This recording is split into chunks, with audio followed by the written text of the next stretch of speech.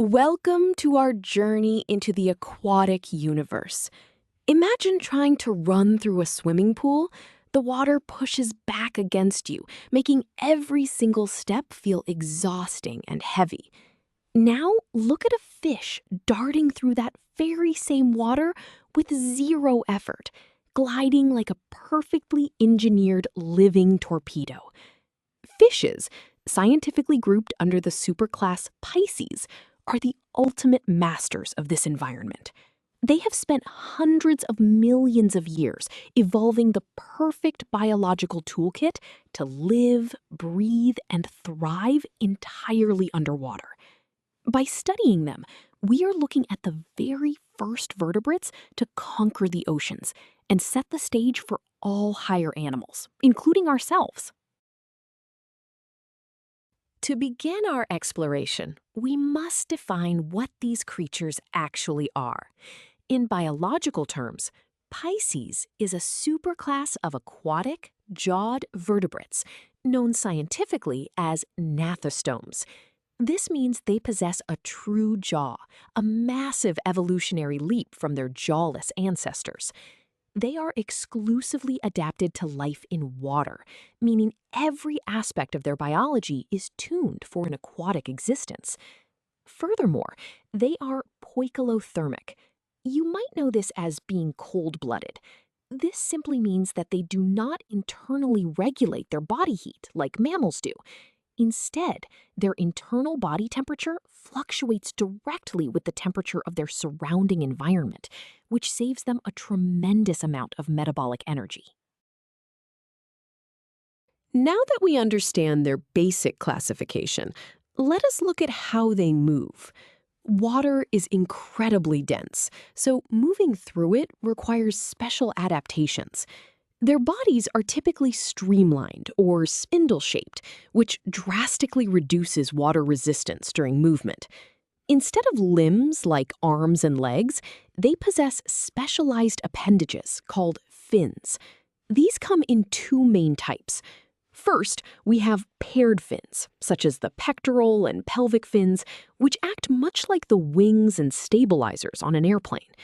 Second, they have unpaired fins, such as the dorsal, anal, and caudal fins. Together, this complex system of fins provides the fish with remarkable stability, precise steering, and powerful propulsion to navigate their three-dimensional underwater world. Moving beyond locomotion, we must consider how these animals breathe and protect themselves. Since they live entirely underwater, they rely on specialized organs called gills to extract dissolved oxygen directly from the water. This highly efficient system completely bypasses the need for lungs, allowing them to continuously absorb oxygen as water flows over the gill filaments. On the outside, their skin is usually covered in protective scales. Depending on the species, these can be cycloid, ctenoid, or placoid scales. Think of these scales as a suit of flexible armor. They protect the fish from parasites, predators, and physical abrasions, while still allowing the body to bend and flex smoothly as they swim. Let us now dive deeper into their internal anatomy and sensory capabilities. Internally, fishes possess a unique two-chambered heart, which is often referred to as a venous heart. Unlike our four-chambered hearts, a fish's heart pumps only deoxygenated blood directly to the gills in a single-circuit circulation system. Once oxygenated at the gills, the blood travels to the rest of the body. Furthermore, navigating the murky depths requires more than just good eyesight. Fishes have a specialized sensory organ called the lateral line system running down the sides of their bodies. This incredible adaptation allows them to detect minute vibrations and pressure changes in the water, acting very much like a biological sonar to track prey and avoid predators. Before we move on to the physics of swimming, let us visualize these anatomical features together. Here we see a diagram of a generalized fish. Notice the streamlined, spindle-shaped body that allows it to cut through the water. Starting from the front, we see the operculum, which protects the delicate gills underneath.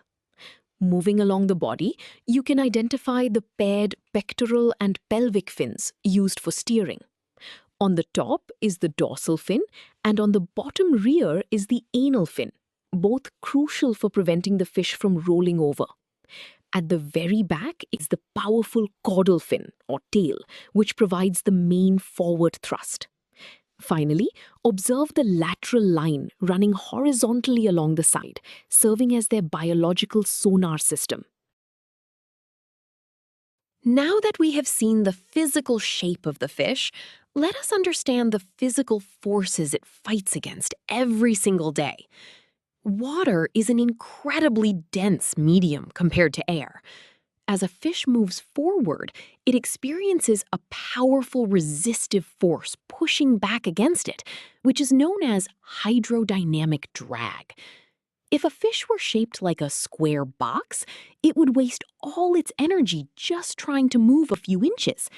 Instead, the fish's body is perfectly contoured by millions of years of evolution to minimize this drag.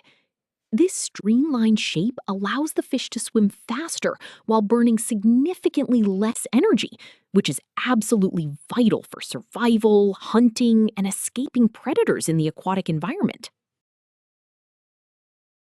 To truly appreciate this streamlined shape, we can mathematically represent this resistive force using the standard drag equation from fluid dynamics.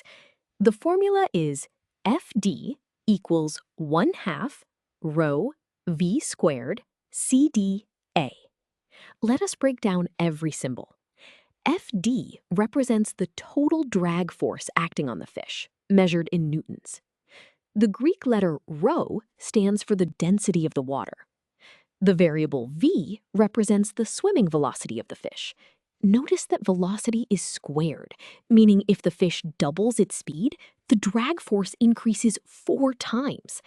CD is the drag coefficient, a dimensionless number that depends heavily on how streamlined the fish is. Finally, A is the cross-sectional area of the fish facing the water. Because velocity increases drag exponentially, having a low drag coefficient through a streamlined body is the only way a fish can swim fast without exhausting itself. Let us see this formula in action with a concrete example. Imagine a freshwater trout swimming gracefully through a river. We are given that the river water has a density of 1,000 kilograms per cubic meter. The trout is swimming at a steady velocity of 2 meters per second.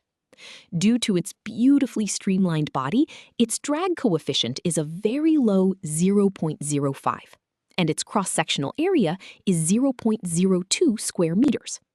We need to calculate the total drag force. We start by substituting these given values into our hydrodynamic drag equation. 1/2 times 1,000 gives us 500.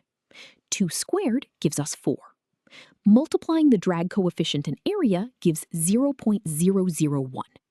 Multiplying these together, we find the final drag force is exactly 2 newtons.